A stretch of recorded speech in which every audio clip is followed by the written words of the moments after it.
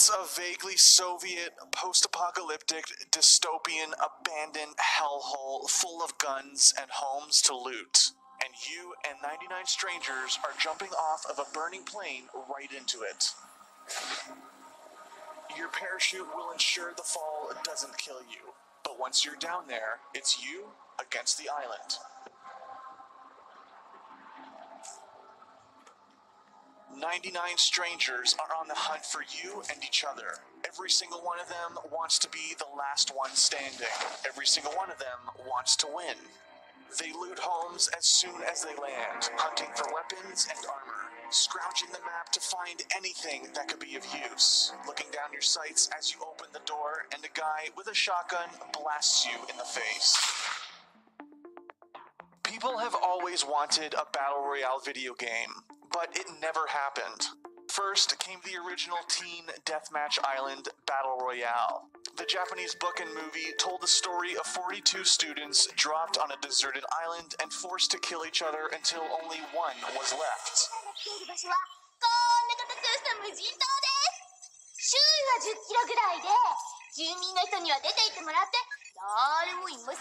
It got people asking what they would do if they were in that situation. But the movie was not released in the West for years, leaving it an obscure cult classic. Then, years later, Hunger Games came around, and it reignited the fire. People wanted Battle Royale games, but no one was making them. But one person wanted it more than anybody else. Brendan PlayerUnknown Green. Brendan Green was not a game designer. He was an Irish photographer and web designer who followed the love of his life to Brazil. 2 years later, he was divorced and looking to get his life back on track. He made it back home to Ireland, and while living on welfare, Green discovered the games Arma and DayZ. For those who don't know, Arma is a hyper-realistic military shooter, known for the scale of its combat, its attention to detail, and graphic fidelity. Also known for being the foundation for an incredible number of mods, many of which were spun off of into their own games. DayZ is one of the best-known Arma mods, which use the hyper-realistic combat mechanics to simulate a zombie apocalypse. So yeah, I started off making a mod basically back in Arma 2 because I wanted to make a game I wanted to play.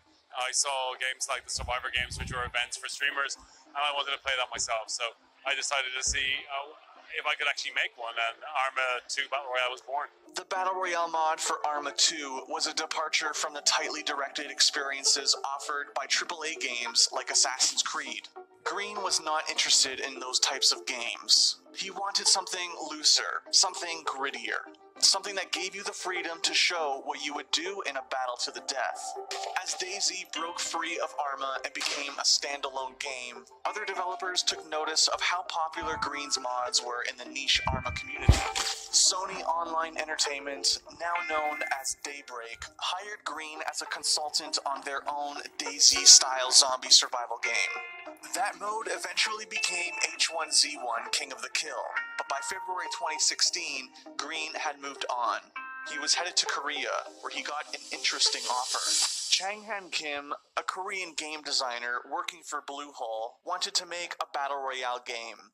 He was inspired by DayZ, but when he researched the Battle Royale format more and more, he kept coming across Green, and less than 1 month later, he was Bluehole's creative director.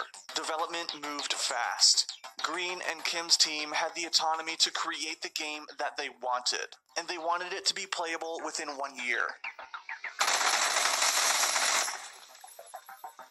The game started its development in early 2016, and the plan was to follow an early access schedule.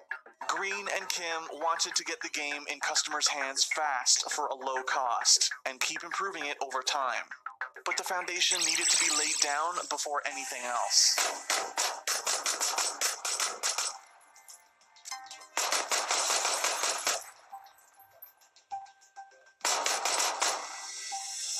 The team made a small game. 1 map, 1 mode, a handful of weapons were added after the launch, but from the day it was released on early access in March 2017 to today, Battlegrounds has been the same game. However, when it first came out, there wasn't quite anything like it. Sure, Green's mods were still out there, but mods are never quite as popular as standalone games. Battlegrounds was a breath of fresh air amidst the high-budget, lavishly produced shooters on the market. It was messy. It was tense.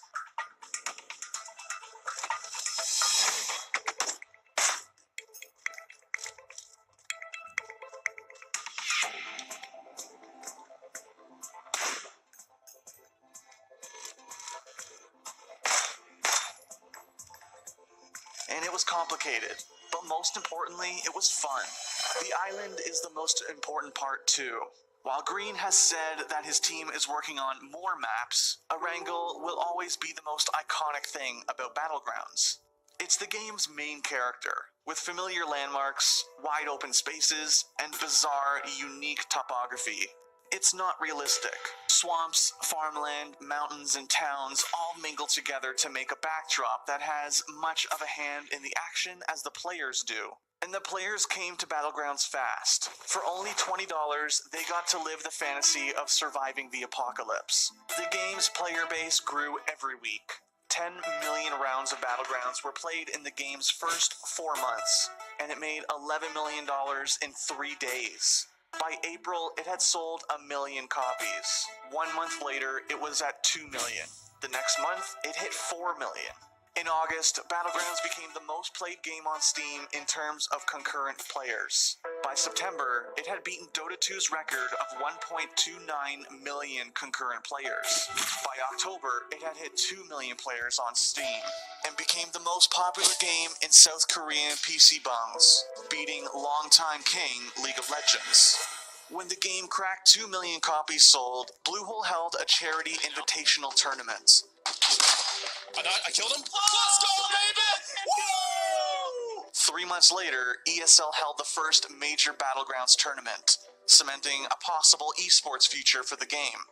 Green told GamesIndustry.biz that he has always envisioned his mods to be a spectator sport someday, and his baby was finally taking its first steps. People still ask if Battlegrounds can be an esport. It has the audience and the player base. The only problem is the logistics. Gathering 100 people for a LAN tournament is not the easiest thing in the world, which might limit it to events like ESL 1s and DreamHacks. But esports is not the only place Battlegrounds is growing. The game is selling more and more copies by the day, and even bigger companies are taking notice. Tencent made a deal to publish the game in China. Facebook cut a streaming deal with Bluehole. Epic Games, who assisted in modifying the Unreal Engine for Battlegrounds, made a Battlegrounds-inspired play mode for their game Fortnite. And Microsoft touted a timed console-exclusive version of Battlegrounds for Xbox One at E3 2017. We can't wait to bring PlayerUnknown's Battlegrounds exclusively to Xbox One later this year with an update for Xbox One X enhancements shipping with the final version. Battlegrounds' future is bright. There's no sign that the game will stop growing anytime soon, and with imitators starting to crop up, that just gives Battlegrounds more chances to innovate and be better than the competition. Battlegrounds is the beginning of a new video game genre, and no one saw it coming. Thanks for watching. If you want more great content, be